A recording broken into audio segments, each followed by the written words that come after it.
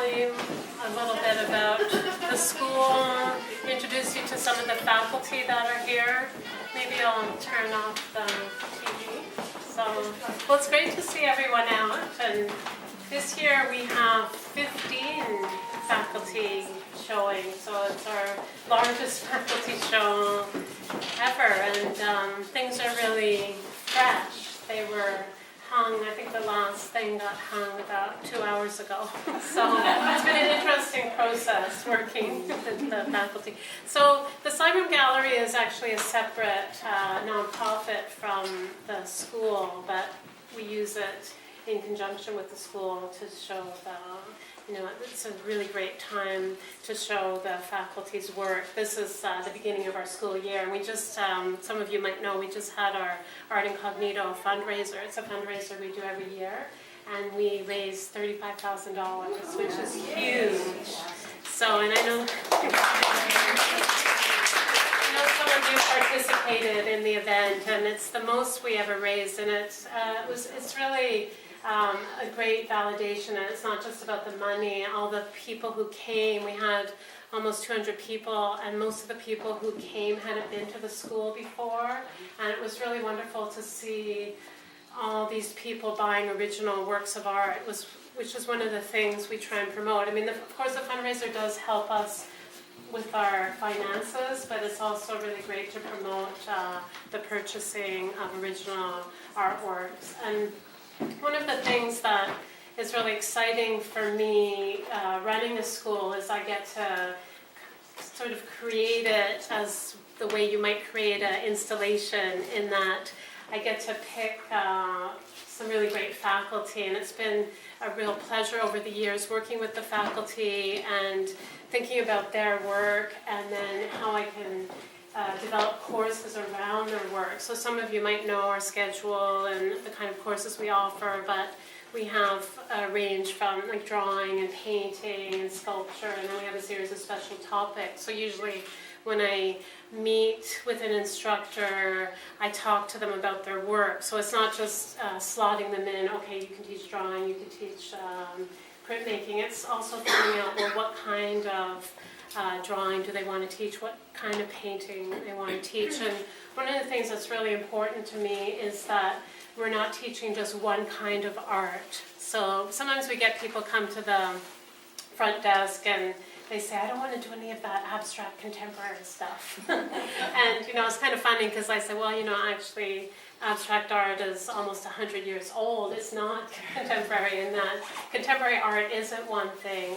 And you could really see that reflected in the room. It's representational work, it's abstract, it's site-specific, performance, video. It's so many different things. And I think what we really try and do at the school is enable students to find out their own way of working, what their strengths are. So not saying, okay, you have to learn how to draw realistically, or you have to make work that's cutting edge. It's what is really meaningful to them. And everyone comes to the school already with the ideas, but the thing is they don't know that, and what we do as instructors is we bring out the ideas, and then they're, oh, I had that idea. So it's really been a wonderful process. And so when I see all the instructors' work in this gallery, to me it's really reflective of what we're trying to do here, to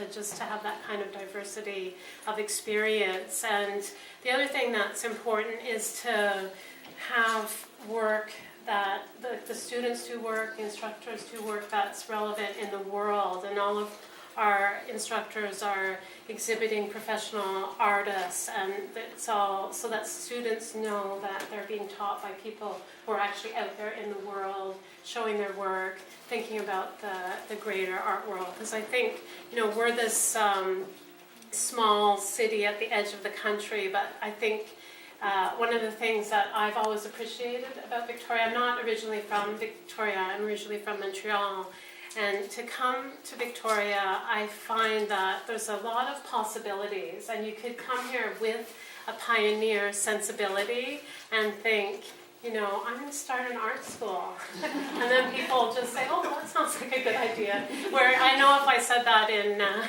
Vancouver or Montreal, people would think that's impossible. But just, like sometimes people talk about, there's a lot of talk about the fact we don't, the funding has been cut for the arts, and especially in BC, but that is all true, but I think there's a lot of things that we can do. And this is our 7th year, and I really I feel like we've proven that you can do something with not that much. Just to have, I always based the school on having really good instructors. I started just with a small room, a couple of instructors, and I knew if I just kept focusing on having strong faculty, that people will come, and they'll come time and time again. So it's, I just want to thank all the instructors, and I also want to introduce them, so that if you want to ask them questions about their work. We didn't put the instructors' names, but there's a number and a sheet. We just thought it would be kind of fun because people are trying to guess who did what. So some are obvious, some aren't, but I'll just introduce people in no particular order. So I'll start with Tara. So if you could just wave. So Tara teaches painting and photography and some special topics courses. She's right here. And Rachel. So Rachel teaches drawing.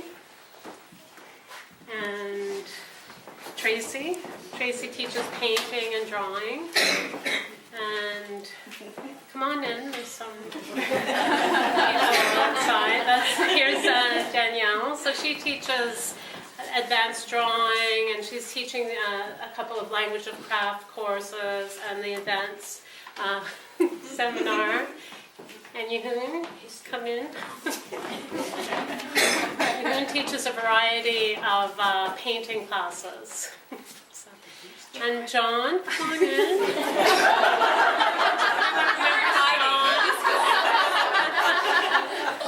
John's not currently teaching at the school, but he's still part of the heart of Visa, and he's on our board, and we feel his presence really strong, so he'll always be in our faculty show, even if he's not teaching. But he'll be teaching from time to time. So summer, yes, you must teach in the summer. And Wendy teaches painting and some special topics classes. And then Jenn teaches printmaking. And Tegan's doing a special topics class on street art and voice of the city. So, and then, have I missed anyone?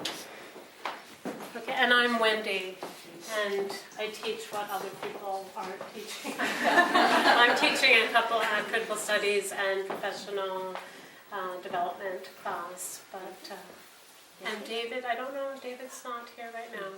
So, but David is our drawing instructor who brings in not so still life objects. He brought in a whole bunch of frogs from the Cold Stream this morning, all in water, but it's very fresh.